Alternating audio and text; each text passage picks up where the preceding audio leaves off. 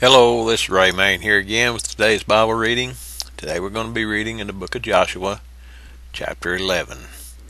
And it came to pass, when Jabin, king of Hazor, had heard these things, that he sent to Jobab, king of Madon, and to the king of Shimron, and to the king of Ashaph, and to the kings that were on the north of the mountains, and of the plain south of Chinneroth, and in the valley, and in the borders of Dor on the west, and to the Canaanite on the east and on the west, and to the Amorite, and the Hittite, and the Perizzite, and the Jebusite in the mountains, and to the Hivite under Hermon in the land of Mizpah. You'd think that after hearing everything that had happened, they would learn their lessons, wouldn't you? And they went out, they and all their hosts with them, much people, even as the sand that is upon the seashore in multitude, with horses and chariots very many. And when all these kings were met together, they came and pitched together at the waters of Merom to fight against Israel. And the Lord said unto Joshua, Be not afraid because of them, for tomorrow about this time will I deliver them up all slain before Israel. Thou shalt hew their horses and burn their chariots with fire. So Joshua came, and all the people of war with him, against them by the waters of Merom suddenly, and they fell upon them.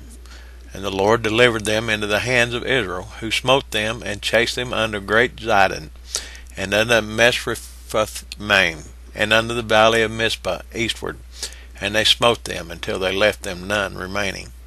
And Joshua did unto them as the Lord bade him. He hewed their horses and burnt their chariots with fire.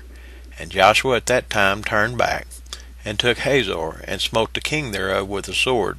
For Hazor beforetime was the head of all those kingdoms. And they smote all the souls that were therein with the edge of the sword, utterly destroying them. And there was not any left to breathe. And he burnt Hazor with fire. And all the cities of those kings, and all the kings of them, did Joshua take, and smote them with the edge of the sword, and he utterly destroyed them, as Moses the servant of the Lord commanded. But as for the cities that stood still in their strength, Israel burnt none of them, save Hazor only. That did Joshua burn. And all the spoil of these cities, and the cattle, the children of Israel took for a prey unto themselves. But every man they smote with the edge of the sword until they had destroyed them, neither left they any to breathe. As the Lord commanded Moses his servant, so did Moses command Joshua, and so did Joshua. He left nothing undone of all that the Lord commanded Moses.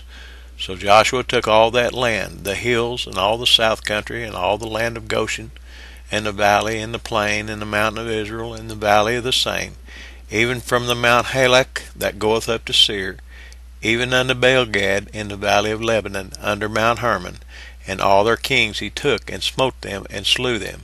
Joshua made war a long time with all those kings. There was not a city that made peace for the children of Israel, save the Hivites, the inhabitants of Gibeon. All other they took in battle. For it was of the Lord to harden their hearts, that they should come against Israel in battle, that he might destroy them utterly, and that they might have no favor, but that he might destroy them, as the Lord commanded Moses. And at that time came Joshua, and cut off the Anakims from the mountains, from Hebron, from Debir, from Anab, from all the mountains of Judah, and from all the mountains of Israel. Joshua destroyed them utterly with their cities. There was none of the Anakims left in the land of the children of Israel. Only in Gaza, in Gath, and in Ashdod there remained. So Joshua took the whole land, according to all the Lord said unto Moses, and Joshua gave it for an inheritance unto Israel, according to their divisions, by their tribes, and the land rested from war. Well, seems like there's going to be peace, doesn't it? We'll find out what happens tomorrow in the next chapter. For now, God bless you. That's the reading for today. I trust you'll have a blessed day.